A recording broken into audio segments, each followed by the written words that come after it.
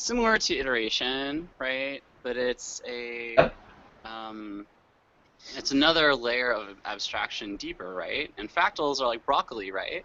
Fractals are like broccoli. Yeah, we're actually going to touch on that in a second. Uh, where where recursion and fractals are kind of tied together, right? Where this idea of building a self-similar structure, kind of using a part of the problem to solve the next part of the problem. And yeah, and broccoli is fractal, trees are fractal. These concepts are all over the natural world for sure. And you're right. We'll see a little bit later today. Oh, where did I put it? Yeah, that indeed recursion ends up to be equivalent to iteration, but it's kind of a different take on it. And there's more we can go into on that. But before we do, I just want to touch on Pong and breakout. I guess how's your guys' experience of implementing Pong? For those of you who did implement breakout, how did that go? Andre, you want to lead us off on that? Both are fine. I think the hardest thing for me is um, getting the collision right. I think I Yeah. had a major problem with collision with where I hit it on the. Okay, so I just treated um, the what's it called, the actual paddle as just one object that was basically always going to push it, X to Y. But I wasn't able to really um, specify the top and the bottom of the paddle, which is like, it's, let's say, Oh, I see what you're saying. I see what you're saying. I'm jumbling my words up. I'm sorry. Well, what you're saying is that. Oh, do you want to start over? Yeah. Okay, good. So I'll talk about Pong in particular. So going up and down, I noticed that if I hit it, let's say on the very top, like let's say I smashed my Pong paddle into the ball as I was going up, Yep. I was just sending it back on the X direction. But technically, it should be sending it the opposite on the Y direction, and I should be losing. And I haven't really been able to identify the physics of an actual paddle board. Like if I had to stick it in the center and it was a straight up square, or even that small little rectangle, Hmm. I would have had to specify a lot more. And I think that collision is probably the most difficult that I had. For sure. I didn't even venture to doing it. Yeah, yeah. I think for that one, it's probably a great opportunity to break out your trigonometry, right? To kind of maybe do like a sign based on like where the position of the ball is relative to the center of the paddle.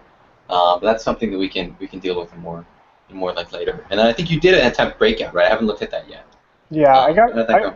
I got both of them to work. I realized after I sent it that. So I always thought as soon as you make a sprite that so if I do like self.ball.size or self.ball and then self.ball.size were related, but they're actually different variables um, that we want like, our notation to be related, but in reality to the computer, it's the same thing as saying self.x and self.y. Yeah, So that's right. We made up that idea of size for our project. so I didn't know that for me to remove everything, I actually have to go in and remove each one. So I got really confused because I removed the sprite, but I didn't remove the position and stuff. And I thought it was like, Hmm. for some reason, it was broken. So I just moved the position to like a negative value, and um, it ended up being like working. It's just it was really ugly. But Oh, now I realize that I have to remove every single element. I see. So what you're saying is that you had a bunch of bricks, and then when a brick got hit, you would just move it to some invalid place. Is that right? You move it to -1. I removed the sprite, and then I still had the position and the Division. size. Oh, I see. I see. So, yeah. So anyway, yeah, this is something that you guys will encounter later when you do breakout. Is that yeah, this idea of kind of completely removing an object can be kind of tricky. But cool, man. Well, hey, good work on attempting that. I think that this is doing that will teach you a lot about building real programs. In this case, particularly games. I think a lot of games do have to manage the presence of multiple objects on the screen, and and yeah, like what do you do when you kill a bad again, what do you do when the ball bounces? I think these are all questions that game developers jump into again and again. So nice. Going to go on to the next step again. Reminder: if you guys don't have the class materials URL, that's the link right there. Today's goal. Oops, I didn't change it. We already did Pong. This is wrong. Today we're going to do the Sierpinski triangle, which is kind of a famous fractal shape from mathematics. And what I think is cool is that you get to put together, Sierpinski triangle. You get to put together kind of math, recursion, and drawing all together, artwork together. So I'm gonna pull up a quick demo here of the Sierpinski triangle that we'll be working on for homework today. And those of you who may not know it by name, but I'm sure that you'll know it by sight. So let me show you guys the Sierpinski triangle. So the idea is that we draw a triangle, and then within that triangle, we end up drawing these sub-triangles, fractally. So the idea being, pardon the car coming by. The idea being, in the beginning, we just draw one big triangle, and then within that, we draw 3 triangles. And then within those 3 triangles, we draw 3 triangles. And you kind of go all the way down. And so this animation is just kind of showing our little cursor running around the screen, drawing in the triangles here. So have you guys seen this before? Has anyone seen this this triangle before? Yeah. Yeah? Emma, are you familiar with this? No, I'm not. Oh, you're not? Yeah, this is something that Richard Fisher taught me in the 3rd grade. He was this eccentric old math teacher, and I think this is really neat, actually. Just this idea of self-similar things. We're gonna see in a minute. Yeah, I can stop the animation here, but we can see in a minute just how this same idea appears again and again and again in nature. Actually, you know what? I'm gonna let it play just a little bit longer, just so you can see what a filled-in triangle looks like. I'm sure you guys can imagine what it looks like at this point, but just to drive the point home, each triangle, top, left, right, ends up looking identical at the end, and at each level of recursion, right? If we were to just recurse, gosh, let me show you this. If we just recurse one level, let me bring up the screen share. We just recurse. Sorry, that button is eluding me. Right on. So if we just recurse one level deep, we get something pretty simple here. We get this kind of like the Triforce from Zelda. But if I turn this up and I say, hey, can you go 2 levels in, and we take a look at that, then you'll see we kind of have this this double subdivided triangle. So see, now you have kind of like a Triforce of Triforces, as it were. And again, I think, to me, I find this personally very interesting, because from a simple set of rules, you can get a very, very complex output. And I'm going to show you a little bit more of that in our slide here, where oh yeah. So today, quick overview. We're going to learn recursion in a couple different forms. We're going to learn about this turtle drawing scheme. And as I mentioned before, like the Nautilus shell here is a classic example of a recursive shape, where you start out with this tiny little nugget, and then at every level you build one layer of the shell that is essentially the same shape as the previous layer, but just a little bit larger. And you end up with this concentric spiral going outward and outward and outward. Same thing with many plant shapes. Actually, you can see the same structure, where you have maybe that main trunk, but from each trunk you make a branch, and from each branch you make a sub-branch, and you get this eternally branching shape that ends up being very complex and beautiful, although described by a very, very simple set of rules. It's kind of an emergent behavior, you might say. So what's interesting is that this actually is a way. Oh, and this is another great one. This is Escher's famous painting, Drawing Hands, and I think that this is actually a great example of recursion, where you say, oh well, this hand is drawing a hand, which is drawing a hand, or this hand is drawn by a hand, which is drawn by this hand, which is drawn by this hand, and you kind of end up in this kind of infinite loop here. It's infinite recursion, as this relationship between the two hands goes on forever. And is anyone deeply confused at this point? Because I think everything I've said so far has been kind of abstract. For example, Trina, how you doing? Oh, no response. She might be having trouble. She's good. Okay, excellent. Awesome. So make this more concrete for you guys. If you guys have ever seen the movie Inception, this is the top from the movie Inception, this idea of a dream within a dream within a dream within a dream, this is a recursive idea. And we're gonna look at the implications of recursion and how to use it in programming. But something that I want to draw your attention to is that technically anything that you can solve with iteration meaning looping. Anytime you use a while loop or a for loop, it turns out that anything you could use, any problem you could solve using a while loop or a for loop can be solved using recursion instead. And a lot of people would say, well, hey, if it's equivalent, then why would you bother learning it? And the real answer is that the solutions are considered by many to be like very elegant, very terse, very simple, where it may be harder to achieve a similar simplicity using an iterative solution.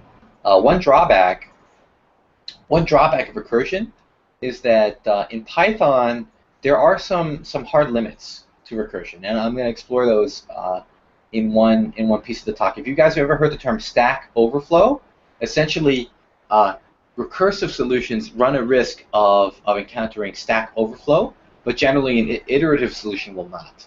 And we'll look at exactly what a stack overflow is later on. Yeah. So, any questions on this so far? I know this is all very abstract, and we'll probably have to answer these questions in a couple of slides, but are we good? Yeah? Nice. I'll wait a couple of seconds. I guess we're good. Okay. So I'm going to keep going. So, again, essentially, if you're going to set up this recursion, anytime you're solving a problem with recursion, you need two components. You need to basically say, how are we going to go deeper? We call that the recursive definition. And you also want to say, where do I stop? This is the ground truth. And so I'm going to show you a couple examples of this, and we're going to come back to this idea. So here's an example. Have you guys seen Factorial before? This idea of, yeah, is this pronounced 4? Or is this pronounced 4 factorial? So this is just tough because you guys are on mute right now. What's that, Emma? Good one. Good one, right. So yeah, so you guys have heard of 4 factorial before. So in math, this is not 4, it's 4 factorial. And factorial, as we know, is defined as 4 times 3 times 2 times 1. And so if you were to take 10 factorial, it would be 10 times 9 times 8 times 7, etc. And this function, it turns out, is a great way to demonstrate recursion. So if we look at this next slide, you'll see here that in Python, we can define factorial of any number n as if n is 1, return 1. Otherwise, return n times factorial n minus 1. So I'm going to pause. I'm going to let that sink in for a second.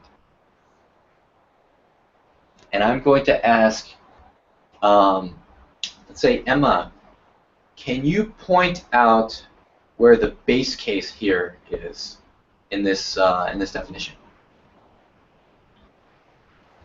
Can you clarify what a base case is? So remember, a base case is where do I stop? And a recursive definition is go deeper, here's how you do it. Okay, so our base case in Factorial 4 is 1. Oh, in this code. Well, you can do it either way. If you want, do you want to say it here? Well, okay. I have a Factorial Python 2.7 script somewhere around here, but it's you've already written one. You take a number, you take a number. Okay, four integers in range, number to 1, decrement the number. Well, decrement the number, multiply that with the original number, store it somewhere, and continue the process. Something like that. Something like that. Okay. I'm still trying to get my IDE to boot up. No, it's okay. It's okay. Here, while it's going, do you mind if I hand it over to Andre? Please do. Great. Andre, you want to take a stab at this? We can look at the source code, or we can look at this math here. But if you were to say, where's the base case of the factorial, what would you say? 1. 1? Okay, and why is it 1? Because that's when we stop. Okay, great. And so likewise, if we look at the code, can you show me where in the code that is? If. Just if? Well, the if statement. Okay, how much of the if statement? If n equals 1, return 1. Okay, bingo, that's right. If n equals 1, return 1. So Trina, are you able to participate this time? Can you speak? Testing, is this working? Yes, it's working great. So Trina, so if that's All right. the base case, where's the recursive definition in here? Recursive definition. Okay, where are we at with recursive definition? Sorry, say again? So, sorry, I'm just trying to figure out where we are right now. Yeah, so okay, so if you missed a little bit, so we're looking at the factorial function. So factorial function, if we take factorial of 4, we get 4 times 3 times 2 times 1. And every recursive, every time we're implementing recursion, we need 2 components. We need this recursive definition, and we need a base case. And in simple terms, the base case says, where do I stop? Recursive definition says, go deeper, here's how you do that. So we were just looking at this factorial function here in Python, saying, okay, well, what are these 2 components that we see in front of us here? So can you identify the base case versus the recursive definition? Well, the recursive definition is whatever value n is, you keep multiplying it by n minus 1. Is that what you mean? So you're saying that this line here, the bottom line, you're saying this is the recursive definition? Yes. Yes, so that's correct. So let's go one step further. Let's say we're taking factorial of, let's say factorial of 3. We'll keep it real simple. If we are implementing factorial of 3, then how do we arrive at the answer? Can you trace me through the code to see how how Python actually executes this? So you have n is 3, so then as long as n is not 1, which it's not, then it goes 3 and then times, and what you've defined as factorial, which is now 3 minus 1, which is 2. So 3 times 2, and then it returns back to the top, and then, oh wait.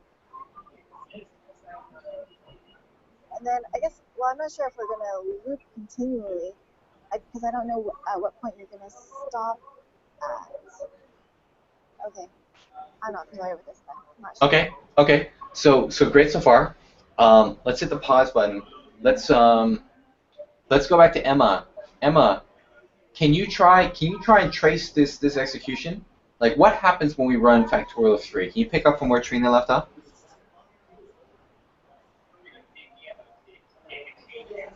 Oh, maybe not. Yeah, I'm here. I'm just reading not going over it, trying to get a sense of it. So we're defining a procedure. That's right. Yep. Conditional.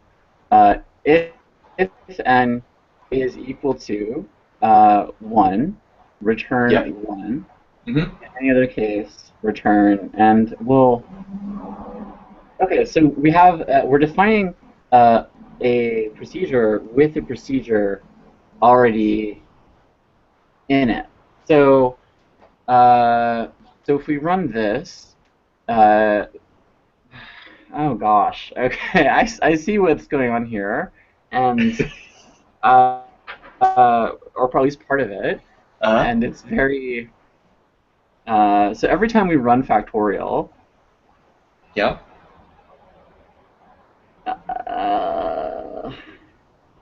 I don't understand the procedures used within the definition of the procedure. I don't understand. Yeah, it's pretty crazy, huh? So let's hand it over to Andre. Andre, can you try and puzzle your way through this one for us? Sure. So we're doing factorial of 3. Yeah, factorial of 3. Obviously, it's not equal to 1, so we go to the else statement. Okay. So we're returning n, which is 3 times, and then we have to do it again when we're doing factorial of 2. So let's put the 3 on pause. Do factorial of 2. Same thing. Go to the else. We got to pause because it's going to be 2, and then factorial of 1. Well, we know the factorial 1.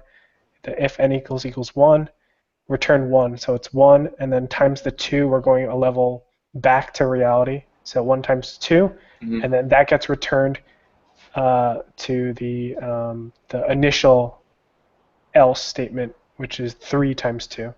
So right. So let me draw that out, because I think that might be hard to follow. So check this out, guys. So we had factorial of 3, and then I'll type the code as well, so we have that for our reference.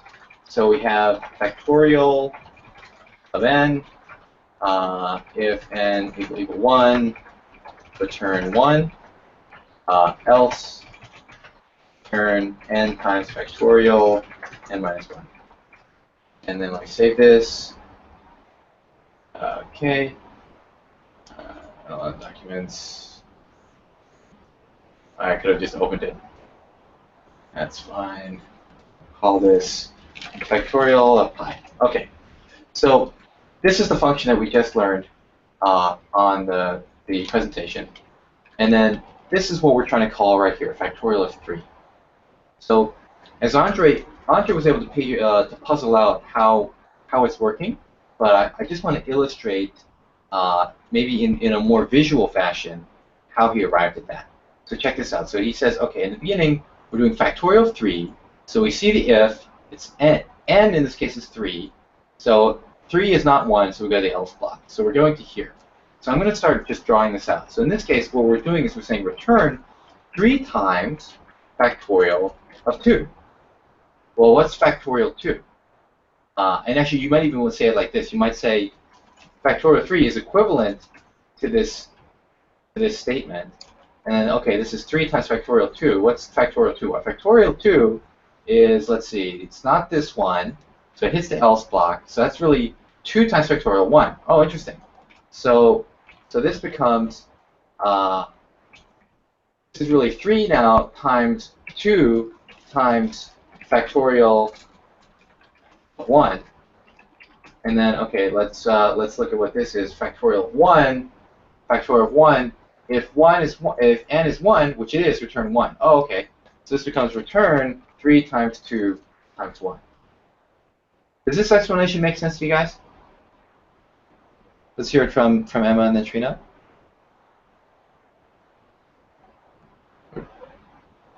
Or Trina, then Emma, either one. Trina, you want to get this? Yeah, it makes sense. Hard to read from where I stand, and it's surprising that it works.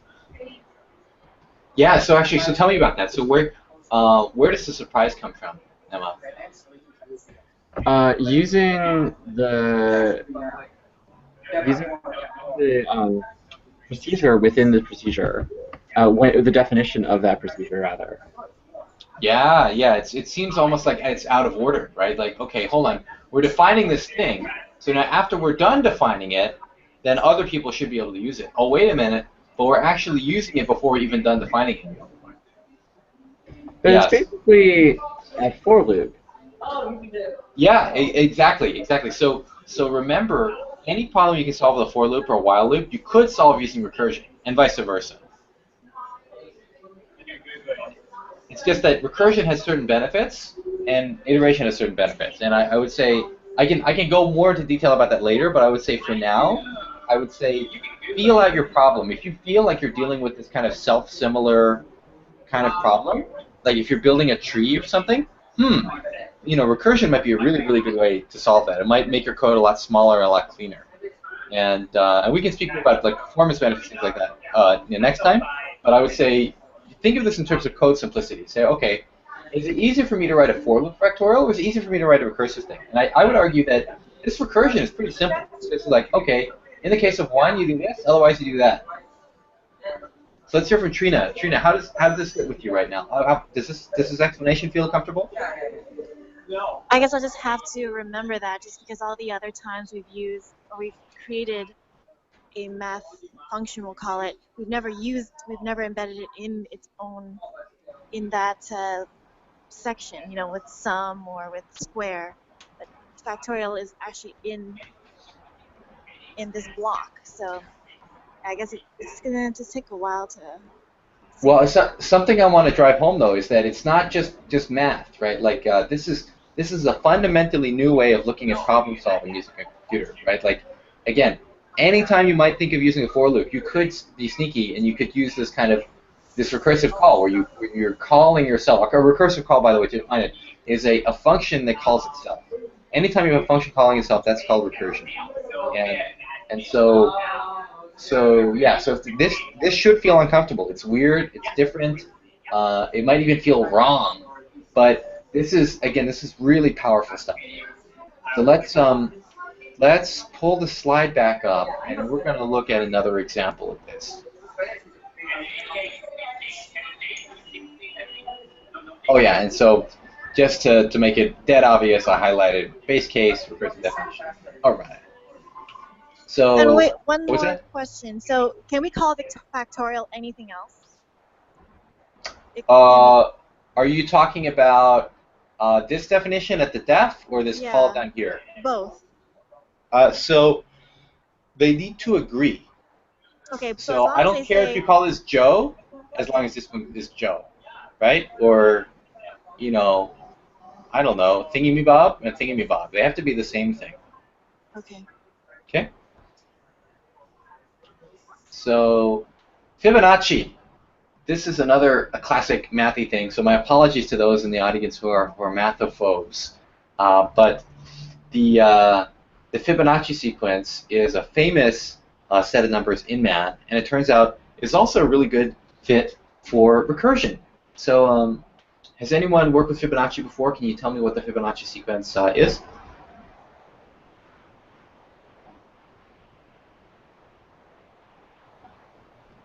Anyone at all? It's a string of numbers or a set of numbers where the number that you're looking at is defined as the sum of the two previous. Bingo, that's exactly right. So Fibonacci, aka Leonardo of Pisa, he was a mathematician, and he was studying bunny rabbits, and he thought that where this comes from is he thought, okay, let's say you start off with a pair of baby bunnies, a boy and a girl. Well, they're going to take one season to mature, to grow up to be adults, or maybe he said 1 year. Let's say season. 1 season to grow up and become adults. Now that they're adults, one pair of bunnies will have 2 pairs of bunnies as babies. And so those guys, they're going to take a season to mature. So they just hang out. It's a vertical line. They hang out. They mature. But then, oh, pardon me. Sorry, I made a mistake. They will give rise to one other set of bunnies. Okay, sorry. So here's the original pair here. Boom. The vertical line goes straight down. So here they are living in season 1. After a season, they're now adults. They can now reproduce. So they give rise to these guys on the right, which are their children. But they live on. And boom. And then they have another set of babies. Meanwhile, these guys just mature. And now you've got the original bunnies, and then babies A and babies B. And then now babies B is going to be mature, so they have a set of babies, but babies A is mature, they have a set of babies. Babies B is not mature yet, they take a season. But then they give off kids later on. So anyway, that's originally where this idea came from, is this idea of bunnies taking 1 season to mature and then dumping out 1 set of babies every time. And if you notice the count here, we've got 1 pair of bunnies, 1 pair of bunnies. So first season 1, second season 1, third season 2, fourth season 3, fifth season 5, sixth season 8, seventh season should be 13. 1, 2, 3, 4, 5, 6, 7, 8, 9, 10, 11, 12. Wait. 1, 2, 3, 4, 5, 6, 7, 8, 9, 10, 11, 12, 13. There we go. So that's Fibonacci, and you say, what the heck does that matter? Well, exactly as Andre said, it's all based on the past two generations, right? 1 and 1 are 2, 1 and 2 are 3, 2 and 3 are 5, 3 and 5 are 8, 5 and 8 are 13, 8 and 13 are 21. Pretty interesting. So can anyone tell me how you might... Oh, actually, here's a question. Where's the base case for Fibonacci?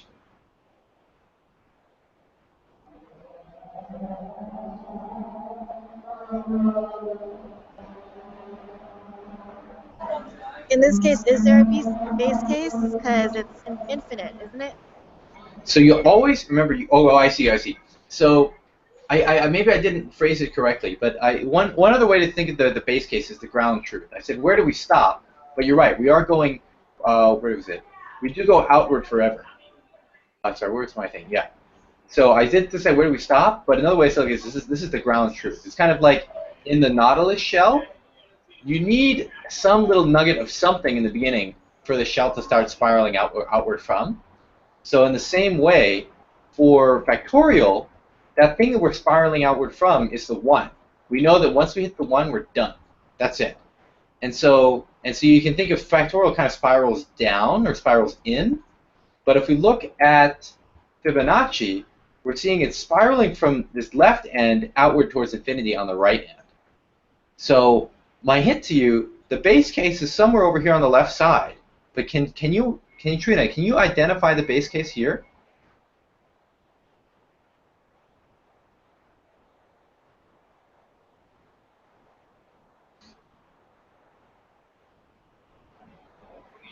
Is it when you find the two? Because in every case here, you're adding two of the values.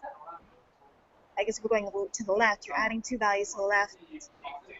Or, I'm sorry, going to the right, you're adding two values, and you get the value to the right, and then you add those two values to the right. So perhaps if you're going to the left, maybe the rule is that you identify the two values that now match each other, because then you know you're at the point where you can't go any further. You've gotten to the base case. Okay, so close, but I think I would say this. Fibonacci's sequence is designed to go to the right. And I guess what I meant to say is, like, there is some nugget of bootstrapping that happens on the left side. There's some starting point. And here, I'm going to table this. I'm going to go to let's say, Andre. Can you point out where the base case is here? Do you know what I mean? Like, is this base case different, or is this the same as the Factorial base case? Base case is 2, right? So base case is 2 in this case. And why is it 2? It's because 2 is defined by, or if you want to call it like n3, it's defined by n1 or n minus, no, I'm sorry. It's defined by the previous two numbers. So it's defined by the previous two numbers. But we have two previous numbers here. Yeah, but so can we just define 2 as the sum of the previous two numbers? Yes. So but those numbers cannot be defined by the previous two. So these two, the 1 and the 1, this is where we have the problem. Is that right? Yeah. Okay. So interesting. So how would we get around that then if we have a problem here? That's where we end. Essentially, yes. So what I'm driving at is that in Fibonacci, I did it out of order.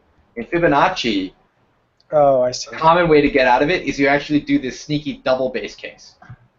Right? In most of the time in recursion, you can get away with just one base case. But in Fibonacci, as you guys noticed, this 1 and the 1, they kind of break the pattern, right? Because for all these guys, 21 has 2 guys left of it, 13 has 2 guys left of it. For all these guys, you can just say, oh, I'm defined by the 2 guys to the left of me. But 1 and 1, they don't have 2 left of them. Well, 1 has 1 guy left. This one has nothing left.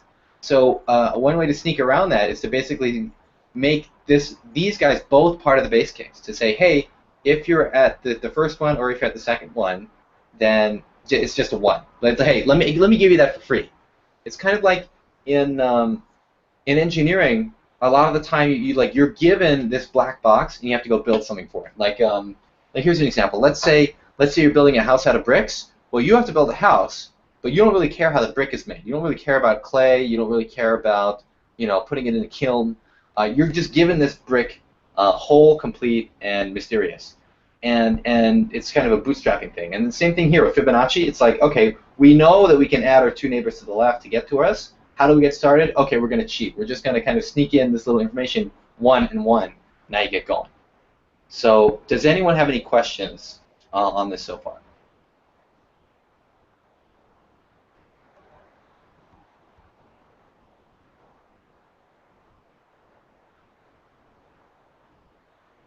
Trina, you doing okay?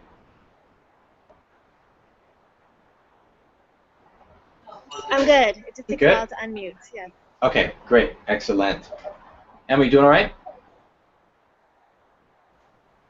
Doing good. Doing good. Okay, great. So let's talk quickly about Stack Overflow.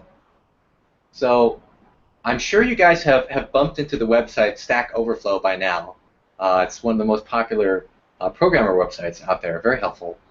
But what is a Stack Overflow? Well, this is a snapshot from Java code, because, or rather from Java error output, because they actually have it right here, Stack Overflow error. And in this case, this guy is calculating Fibonacci, and he's trying to calculate Fibonacci up to 10, but he gets this error, Stack Overflow, and he has this like call Fibonacci, call Fibonacci, call Fibonacci, call Fibonacci. Huh? What's going on? Likewise, in Python, you might have this error, maximum recursion depth exceeded. This is the same thing as a Stack Overflow. So let's take a second to look at Stack Overflow in Python and think about what that means. So let me change screens here.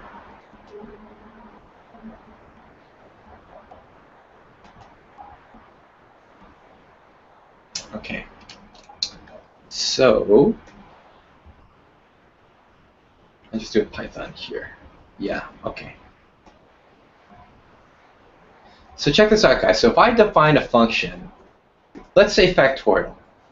I'm going to take factorial of n, and I think for factorial of n, the secret was we're going to return the factorial of n minus 1. No, hold on.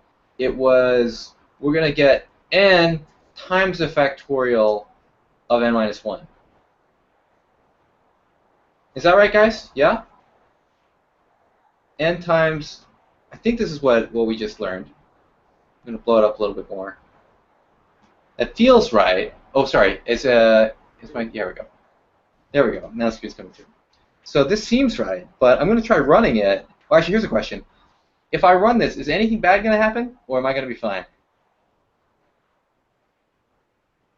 You'll be fine. I'll be fine? Okay, let's try it. It's going to be bad. Ah! Boom! So what happened, guys? Can someone explain what happened there? You have no base case. Well, why do I need a base case? I mean, I can go, I can go skydiving without a parachute, right? Who needs a base case? Why specifically? Why did the lack of a base case cause a problem here? Because you're just calling up factorial n minus 1 infinitely. That's right. Because it never knows when to well, it doesn't stop. It just keeps going into the negative numbers. You're right. It'll never stop. It'll never, ever, ever, ever stop. And so this is a little bit of a technical explanation here, but essentially, yeah, I guess I need to say this. Every time you do a function call in Python or another language, there is a slight cost to it. It's a very, very tiny cost, but there's a little bit of memory that you eat up every time you call a function. And every time you return from the function, that memory is returned to you. But what's going on right here is that we're getting this factorial of 3, which calls which basically calls factorial of 2, which calls factorial of 1, which calls factorial of 0. And I guess what's happening is that none of these functions ever get to return and clean up after themselves. So it's kind of like for example, if I define square of x and I say return x times x, and say square of 5, then in that tiny moment between me like calling square times of 5 and getting back to 25, essentially the computer, it uses up a little bit of memory, and then it gives the memory back when it gives me the 25 as a value. The challenge with the factorial is that every time you go one stack deeper, it's like gobbling up all the memory on the computer. Part of the vector. So the factorial here with the infinite recursion, basically the problem is that if you let it go on infinitely, it would just eat up all the memory in your computer, and you'd have nothing left to work with. So this error here, stack overflow or maximum recursion depth, this is a safeguard within Python to prevent us from like completely blowing up the computer using infinite recursion. Does this make sense so far, guys? Do you have questions on that? No questions? There are no stupid questions. Okay. So yeah, so this right here, this explains why we get Stack Overflow, and then where that website gets that cool name from. And Actually, I have a question. oh yeah, what's that? Why wouldn't there be a safeguard then? Because once you reach the factorial of, or once you get factorial of 0, you know if you're multiplying it all the time, it's always going to return 0, even when you get to the negative number. So why wouldn't Python at least know, okay, if there's a factorial 0, to just stop? Wow, that's a loaded question. But I guess the simplest explanation is that Python is not very smart. Python may seem smart, but Python is actually pretty dumb, and it's you who have to bring the intelligence to Python. So you're right, Python is smart enough to know that if we run 1 times 0, that is 0. But it's not smart enough to know that basically if you just keep feeding it, or like if you did a for loop, for example, let's say for I in range 1 to 1,000, you could say something like, or I guess I'd need two things. I would say product is equal to 1, and then for I in range 1 to 1,000, product is equal to I times 0. If we run that, it's actually going to go out and it's going to run this times 0 multiplication 1,000 times. You know what I mean? Or we could even say something like, for I in range, product is equal to product plus I times 0. And you're right. At the end of the day, and we can even check the value of product right now. Product, oh sorry, so I reset it for the first one. We'll say product is 7, and then we'll run a for loop for I in range that. Product is product plus that. What's the value of product? It's 7. So what I'm trying to tell you here is that we have gone out and we've run this line 1,000 times, where we've added 7 plus 0, 7 plus 0, 7 plus 0. We did 1,000 times, and the result is the same as if we didn't do all that work. And you know what's funny?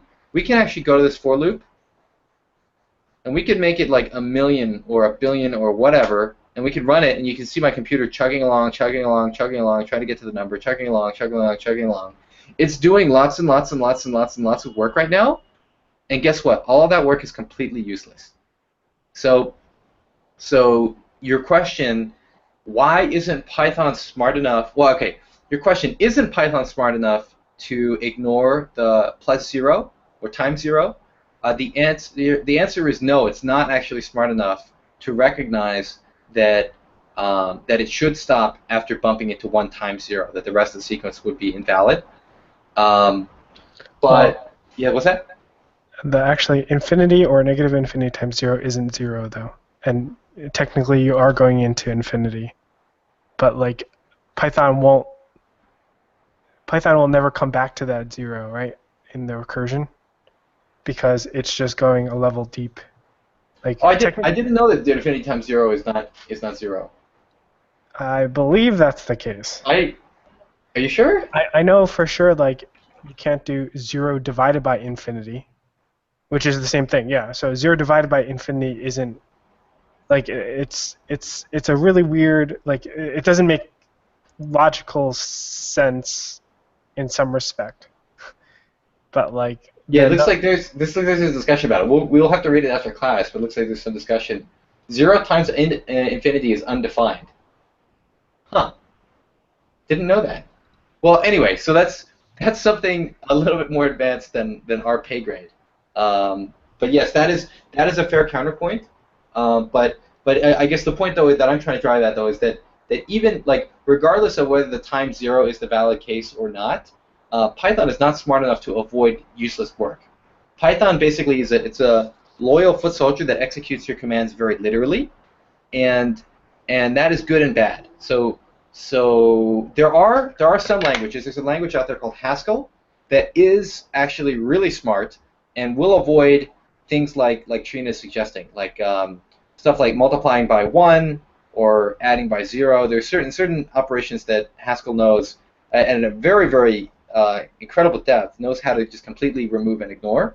Python is not smart enough to do that. COBOL is Emma saying COBOL is so smart you have to define every data item manually. Yeah, no. So different languages are going to have different different levels of depth and intelligence, but everything is kind of a trade-off for different purposes. So that's the idea there.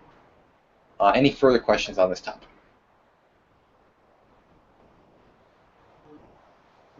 I think that's a no. Okay, great. So let's go back to the slides. Ta-da! Turtle drawing.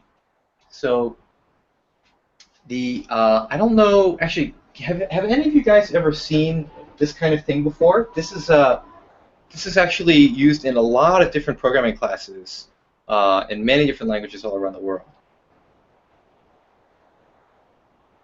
Have you guys ever seen this before? I have not. Huh? In middle school, yes. In middle school. Tell me about it, Emma. What did you see?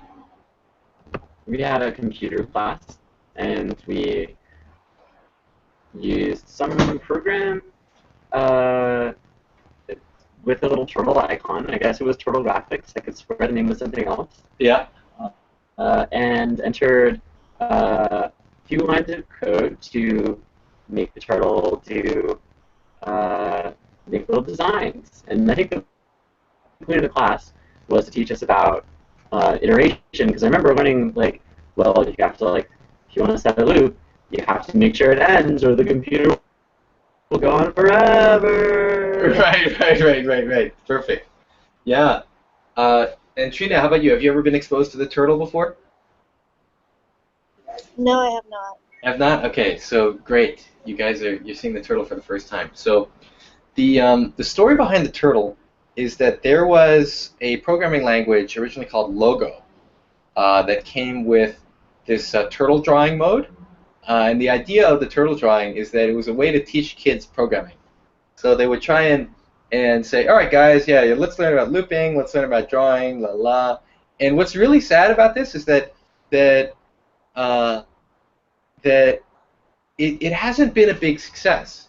And if you look around, it seems like here's the story: is that most like middle school computer classes, the kids get exposed to the turtle, and they write a couple programs, but then the teacher doesn't know anything more. They're like, well, that's the end of the turtle, kids.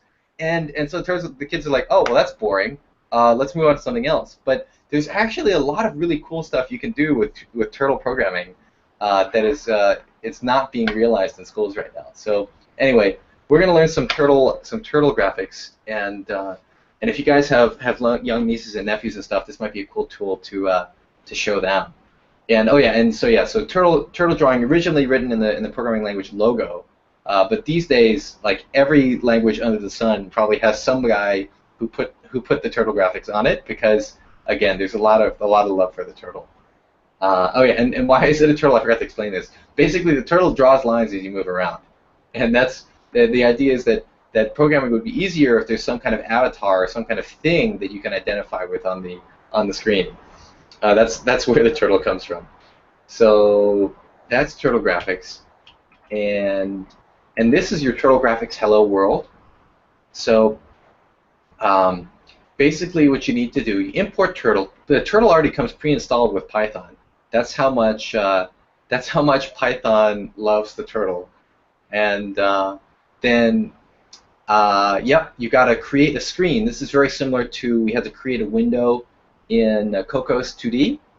And then I named our turtle Yertle, the turtle. So you get a turtle by calling module turtle function or turtle constructor. We get our Yertle right here, and then we can tell Yertle to go forward, left, forward. And so we're saying move forward 50 pixels, turn left 90 degrees, move forward 30 pixels. And then this window, exit on click, this is just a boilerplate, like, hey, when we click on you, go away. So if we run that, we get a very simple drawing that looks like this. Okay, we start here, we go forward, we turn left 90 degrees, we go forward. And this again, it's going to seem really simple and underwhelming, but there are so many cool things you can do with turtle drawing. And I think it's a fun way to kind of sit down and explore new programming concepts. I think recursion is also a good match for turtle drawing because again, from something so simple as this little turtle walking around the screen, or in this case an arrow, you can draw things like the Sierpinski triangle or the Mandelbrot set or what have you. So yeah, so I actually don't have any more slides today. Although we didn't actually do the family tree. So we do have time to go back and do some family tree examples if you guys like. But just to recap what we did learn, we learned the fundamentals of recursion. We explored that through the factorial function. We explored it in the Fibonacci function. We touched on the turtle drawing in Python. And actually, how about this? Let's just touch on the homework assignments, and then we're just kind of have an open kind of discussion and review session after that. So give me 1 minute. Actually, here, before we go on, are there questions on the stuff we've gone over so far? Otherwise, we'll go on to the homework thing, and then do questions after that. How's this so far? Good? Can you do the turtle slide again with the code? Oh, yeah.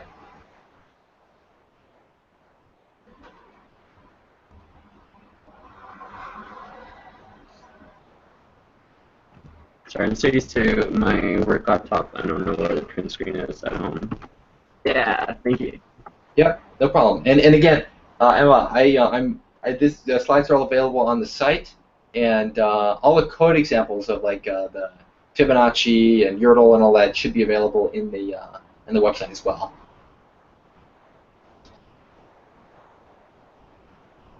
Okay, so let's go on to some homework stuff. So this time I'm giving you guys kind of easy, medium, hard in terms of the assignments. I said the Fibonacci spiral, but honestly, I'll take any recursive spiral, and I can show you an example of that. And then this is basically your kind of your warm-up act. So just getting used to kind of working with the turtle and doing fancy graphics and stuff like that. And let's see here. So, I think I can do a whole screen share. That's probably better. 1 second. So, screen share. Oh.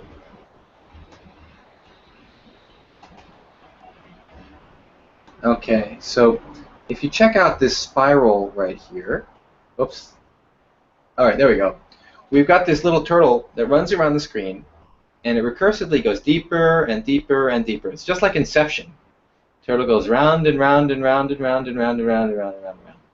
So you notice that this spiral here, this is at every point, the next layer it's 20% smaller than the layer that came before it. So this is technically right here. This is not the Fibonacci spiral. The Fibonacci spiral, it looks more like the Nautilus shell that we saw earlier today. But this, sorry, I didn't have it highlighted. This spiral that we're looking at right here, this is really simple to implement, and I do have some scaffolding code for this spiral. So I'm going to run it one more time just so you guys can see that going, because I didn't actually record that for the camera.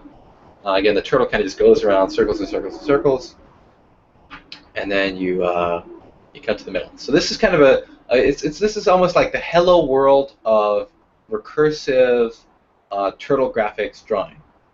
So I think that's pretty neat. Great. Any questions on this one so far, this basic spiral? Good. Okay. And then I'll show you the, let's see here. Then, yeah, there's an example of that. And then the Sierpinski triangle. Again, this is the one that we learned at the beginning of class. That's this one right here, the Sierpinski triangle. I've got a template file for you that shows some basic functions to help you get started, and I'll pull that up right now just to show you. Let's see, zoom out.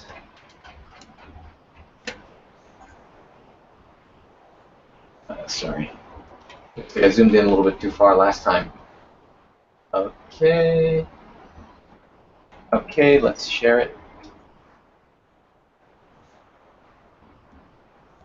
Okay, so basically, I give you a couple functions. I give you this list of colors, so you can make your drawing more pretty, and then I give you the stub for draw a triangle. A function that draws a triangle using the turtle. Midpoint. Again, this is empty. All these functions are empty so far. Midpoint takes 2 points and it returns the midpoint. Sierpinski, this is the money function. This is the one that actually goes and calls the other functions to draw the triangle. And then you got main.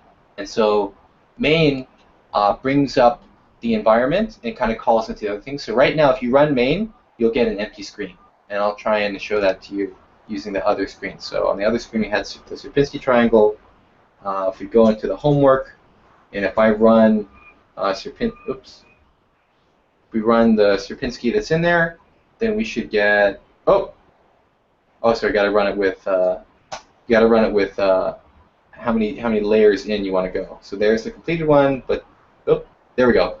So you'll get this kind of hello world turtle graphics thing. It doesn't really do anything interesting. That's the Sierpinski example that you guys start with, and again, just I've got a reminder. This is what that guy would look like, and yeah, and then any questions so far on Sierpinski?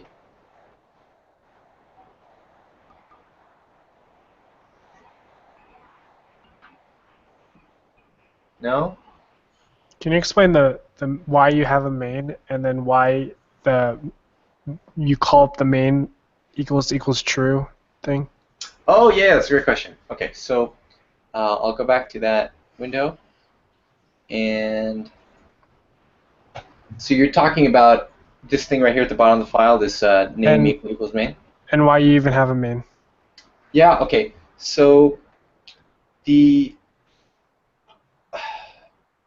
So basically, if we deleted this, and if we deleted this,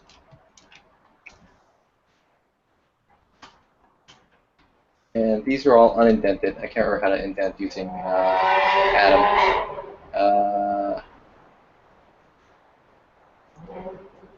Do you guys remember how to unindent? There we go. Control bracket. So Andre, is this how you were imagining you'd write the code? Yeah. Yeah? Okay. So if you were to write it this way, without the main function and without this name equal main thing, then you're right. If we on the command line, if we wrote Python Sierpinski pi with 5 levels of recursion, I'll zoom in a little bit. So you're right. So if we just ran, if you had the code like this, no problem. It would still work. But here's where the problem is. If you write a bigger system, Andre, if you in another system, if you said import Sierpinski, then all of this code would run.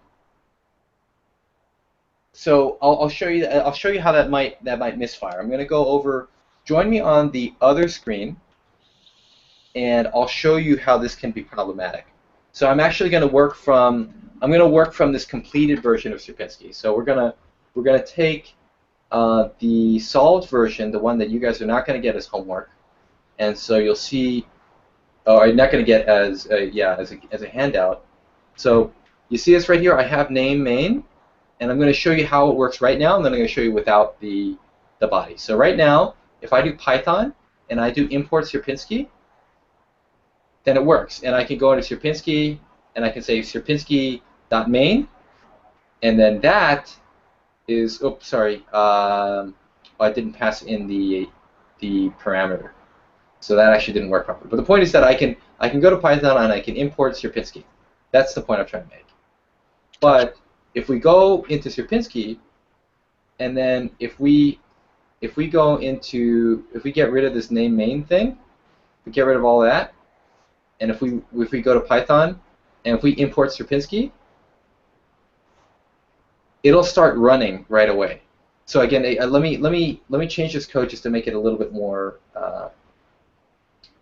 easy to work with. So let's say, yeah, I think this will work. So Python, no. Yeah, it's just a little confusing because right now I'm taking these parameters from the command line, but I can say something like degree is always going to be 3. That's how many levels we recurse. And then if I run this again and I say import Sierpinski, then you'll see that it actually just launches and just starts going. And usually you don't want your code to run when Python doesn't import. Usually you want an import to be as bland as possible so that other people can import your code and do interesting stuff with it. And if you decide to go and run the program when somebody imports you, that's bad behavior. That hurts code reuse. So in order to allow other people to import you and use your code, you don't want to be running anything by default. So you want to go to your code, and rather than just running it all the time, it's considered better form to put it in a main function. And then this is the ugly part.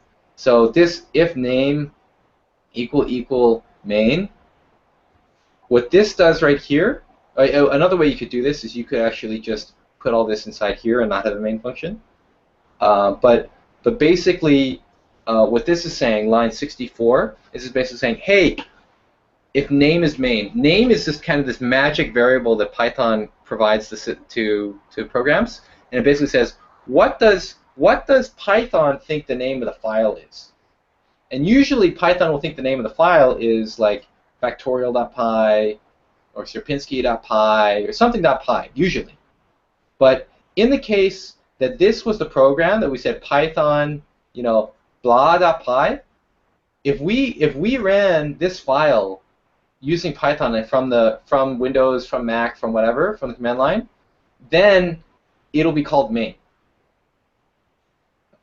But if for example, someone did import Sierpinski, then in that case, the name would be equal to Sierpinski. Does this make sense, guys? A little bit, maybe? Yeah, it makes sense to me now. Makes sense? Yeah. So basically, this right here is Python's way of signaling, hey, the user actually did want to run you. It didn't import you. Main wasn't somewhere else. This is basically Python's way of saying, yep, I'm the top level of the program. It's my job to go and run the thing, to run the rest of it. Any questions on that? Emma, Trina, you okay? Thumbs up. Thumbs up? Good here. Great. Excellent. So that's the core homework. And then this time, again, I wanted to give you easy, medium, hard. And the hard one this week is pretty damn hard. This actually, I think Trina's going to giggle when I show this one because she knows that I was asked to solve this one time for a very difficult homework. But essentially, using recursion, you can actually crack the problem of Sudoku. So I want you to use to implement, again, if you have a lot of time and you want to go deep on recursion, you can actually solve the game of Sudoku pretty elegantly using recursion. And the idea being that you want to take a board that starts like not filled in, starts with just the hints, and you want to go from that to a fully filled in board. And in Python terms, you probably want to model your board like a list of lists, like on the left here, maybe 075, 090, and then changing these zeros from blank spots into filled in. So again, this might be a little too extreme, but I know that there have been some of us who have been completing all the bonus assignments, and I am stretching your boundaries even further by asking you to do this. So just to recap, easy assignment.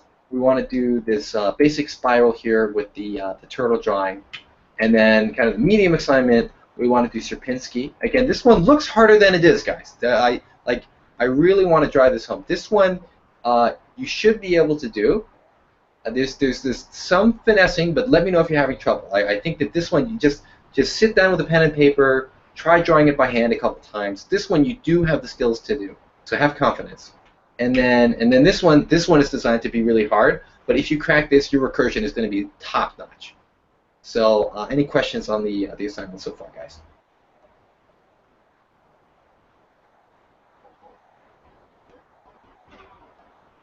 No? All right, any questions in general? Anything we should go back and review? Any general Python questions, recursion questions, Pong questions? The floor is open.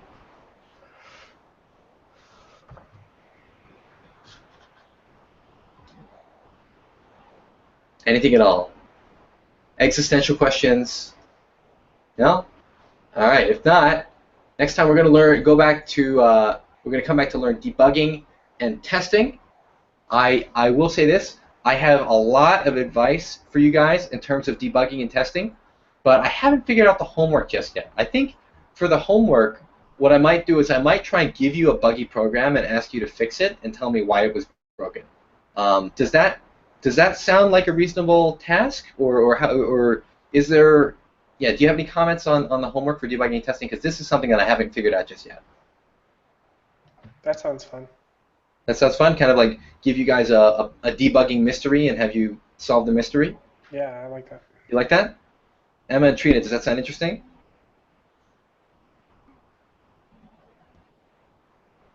I'm going to presume yes. Yeah, that sounds interesting. I'm unable to. I'm not just really committed to the completion of a program. I'm like way behind in terms of homework and way behind in terms of Python 3.5. But Yeah. Well, let's do what we can to catch you up. But I understand that your COBOL thing is your main focus right now. But I want you to, I guess, at least have all the materials on hand so you can come back and catch up on this when you do have the time in the future. So again, if you do have the time later, let's get you on Python 3.5. And yeah, I guess I'll work with Andre and Trina and the rest of them to get a good homework for next week. And yeah, and just Trina was asking, are we at the last class next week? No, we're not quite. This is class 5 today.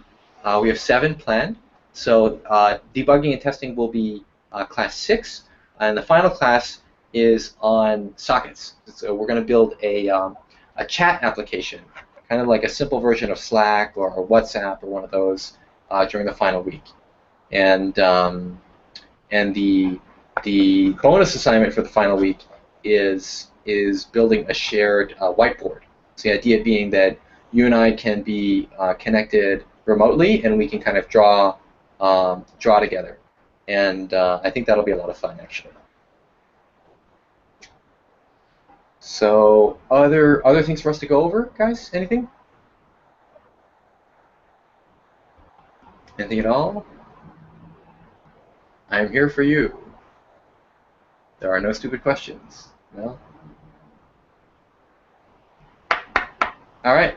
Well, if there aren't any, I'm going to join class. Last call. No? Thanks, DK. All right. Hey, thanks a lot for coming, guys. Thanks for sticking with it. I know it's tough to keep grinding it out, but no, I'm really glad we made it this far. I'm really excited for the last couple of weeks. So let's kill it. All right, guys? Sounds good. All right. See you later. Bye. Bye.